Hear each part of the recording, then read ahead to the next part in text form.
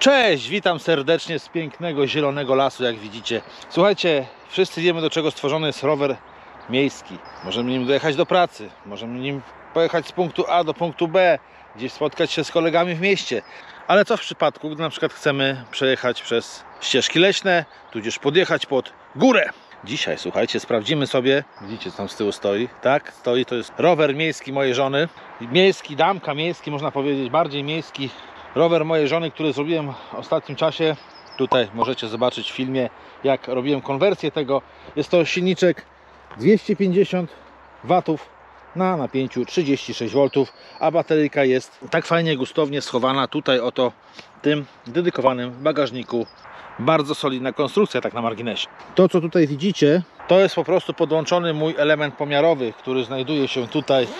Jest to mierniczek TK15, jak wiecie, ja wszystko kontroluję, lubię mierzyć, ważyć, kurczę, lubię po prostu wiedzieć, na jakich parametrach, czego mogę się spodziewać, aczkolwiek w tym odcinku ten element nie będzie brał udziału, ponieważ dzisiaj robimy sobie taki test, bardziej taki stricte techniczny, czyli zrobimy sobie podjazd pod moją testową górkę, choć ciężko to widzę, raczej tam nie podjadę, czyli to jest ta górka, tam wiecie, z tyłu, no nie widzicie, bo pod słońce, zaraz się tam pojawimy. Potem pojedziemy sprawdzić jazdę na poszczególnych stopniach wspomagania, jak i prędkość maksymalną, z pedałowaniem, bez pedałowania, z samej manetki. No zobaczymy, z czym to się w ogóle je. Dzisiaj podejdziemy tak bardziej technicznie do sprawy, aczkolwiek to nie będzie ostatni odcinek, gdzie będziemy sobie technicznie rozważać możliwości tej maszyny. Także zapraszam na odcinek. Idziemy w pierwszej kolejności, bo bateria jest mocno naładowana. Przetestujemy górkę testową, na którą coś podejrzewam, że jednak nie podjadę ze względu na moc tego silnika. Jeszcze wam tylko pokażę. Z takich dodatków zainstalowałem sobie mocowanie na telefon. Żona tego nie potrzebuje, ale jak wiecie, ja lubię wszystko ważyć, mierzyć, więc tutaj jest miejsce na telefon. Dobra, jedziemy pod górkę. Cześć, słuchajcie, nagrywam dla was na gorąco, bo właśnie dostałem info od esulbike.com, że właśnie rozpoczęła się nowa promocja, najnowsza promocja, słuchajcie, i mam dla was kodzik rabatowy na 50 €, słuchajcie, 50 € jest dla was. Słuchajcie, pojawiły się różne wersje mocowe silników, mamy 1500, 1500, jakie chcecie do wyboru, bez baterii, z bateriami, wszystko możecie wybierać, spójrzcie sobie, jest nowa w ogóle strona, także serdecznie was zapraszam, wejdźcie sobie esulbike.com, wejdźcie, bo naprawdę promka jest bardzo fajna, wchodźcie, sprawdzajcie, kupujcie, wpisujcie mój kod i zgarniajcie 50 € w gratisie, które mam specjalnie dla was, dzięki wspaniałej firmie esulbike.com, która dała mi ten kodzik rabatowy specjalnie właśnie dla moich widzów, dla was, moi kochani. Kupujecie, słuchajcie, nie czekacie tygodniami na przesyłkę, ponieważ to przychodzi do was maksymalnie do 7 dni roboczych, ponieważ esulbike.com ma zlokalizowane magazyny w Europie. Także jeszcze raz powtarzam, nie czekacie tygodniami, tylko maks 7 dni i towar jest u was. Wchodźcie, kupujcie, naprawdę polecam.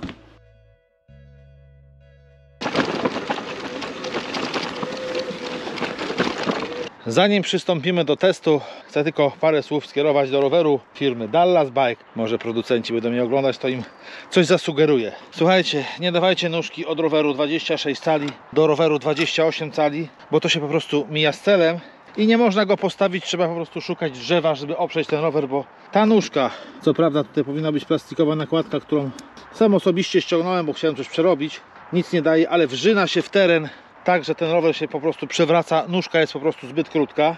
No i lepsze tutaj gwintowanie, bo musiałem nakrętkę pod spód dać, bo niestety ten gwint w blaszetce tutaj jest, to niestety nie zdał egzaminu.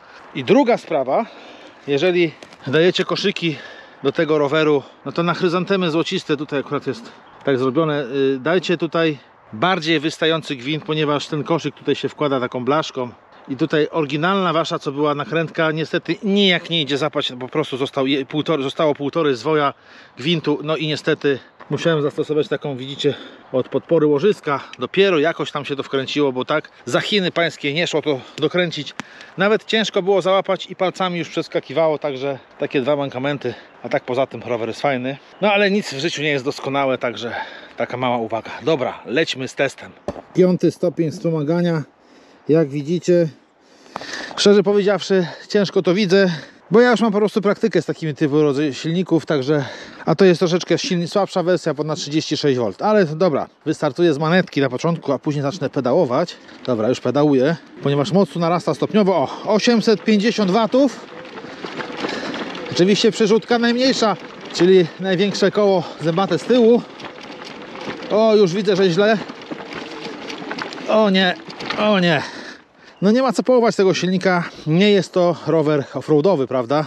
Jak już tu jesteśmy, słuchajcie, to sprawdźmy funkcję walk. Pamiętacie, mówiłem w poprzednim odcinku, wystarczy przytrzymać dolny przycisk na pilocie i zapala nam się przycisk walk.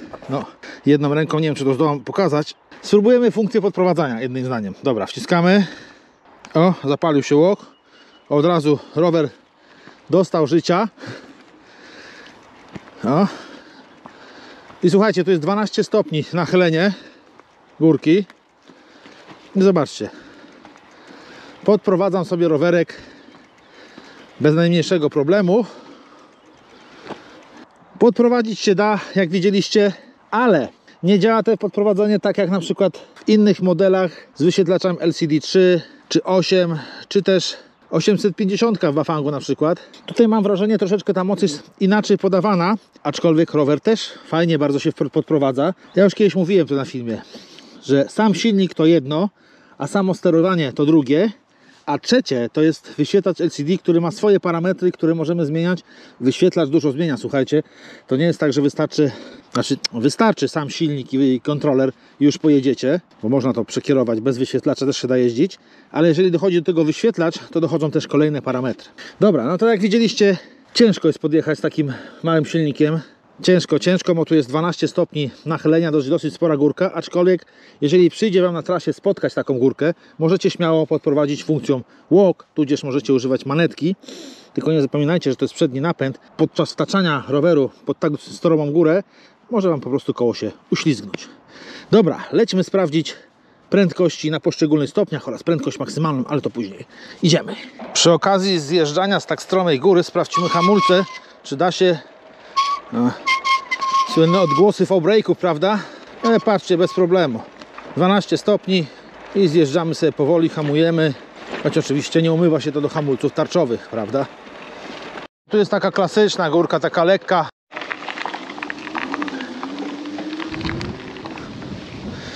A teraz Wam tak pokażę. Nie wiem, czy będzie to widać, ale będę Wam mówił. Zróbmy sobie prędkość maksymalną.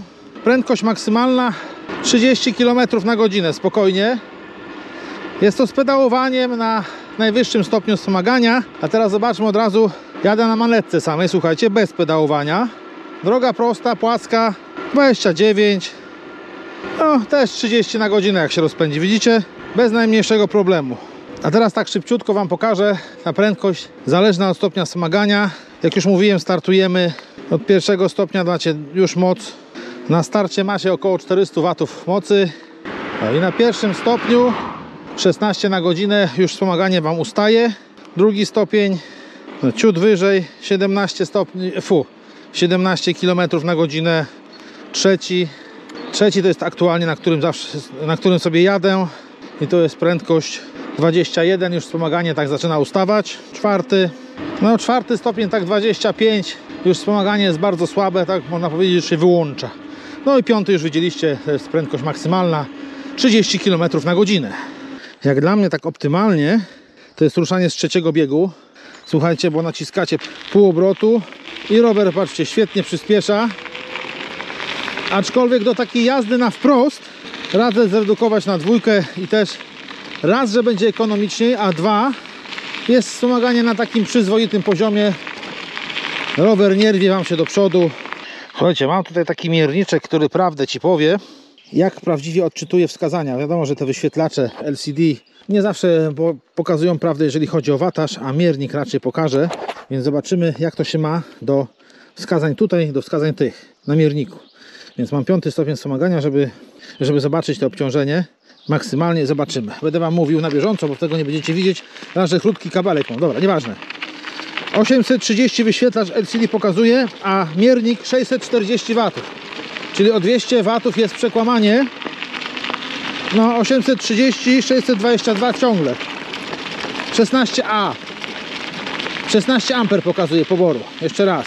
Czekajcie, ja przyhamuję w ogóle. 630 W mówię o mierniku. 16,7 ampera pobór, a wyświetlacz LCD 820, 830. Oho, rękawiczkę zgubiłem, muszę wrócić. No i tak to wygląda od strony technicznej, takiej użytkowej dla zwykłego śmiertelnika. No rower świetnie się zbiera, słuchajcie, świetnie się zbiera na poszczególnych stopniach wspomagania. Jako do wspomagania roweru takiego do miasta, nawet widzicie, poza miastem doskonale się sprawdza. I zaznaczę tylko, jeżeli chcesz kupić podobny silnik lub 4 inne zestawy, które słuchajcie są w promocyjnej cenie na stronie assaultbike.com, to wejdź w link, który znajduje się w opisie i mam dla Ciebie, słuchaj, rabat w wysokości, spójrz jaki duży, w opisie filmu jest, potem tylko montaż, a potem tylko do lasu, do miasta, nad jezioro, na grzybki, na jagody, gdzie chcecie, czujecie, że żyjecie. Wskazania wyświetlacza przekłamują, ale to tylko wyświetlacz. Pamiętajcie, że te wyświetlacze są najróżniejsze i wszystkie, czy to LCD3, LCD8, czy 860, 850, one nie pokazują właściwie takich stricto prawdziwych wartości, jakie tam są. To są takie orientacyjne, można powiedzieć. Także 630 przy 250 to i tak jest znacznie dużo. Jeszcze raz mówię, nie przejmujcie się tym. Jak dla mnie rowerek jest świetny i mogę Wam szczerze go polecić. No, żona jest tak podjarana, słuchajcie, że jeździ nim praktycznie codziennie, ciągając przyczepkę rowerową z dziećmi na pokładzie. Także no, jeżeli, drogie panie, jeżeli się zastanawiacie i chcecie zelektryfikować, bo głównie do Was jest skierowany ten film, rower damski, rower miejski praktycznie się niczym nie różni, to elektryfikujcie swoje maszynki, bo naprawdę warto i będzie Wam zajebiście lekko. Także z tego pięknego otoczenia zapraszam Was na kolejne odcinki. Cześć!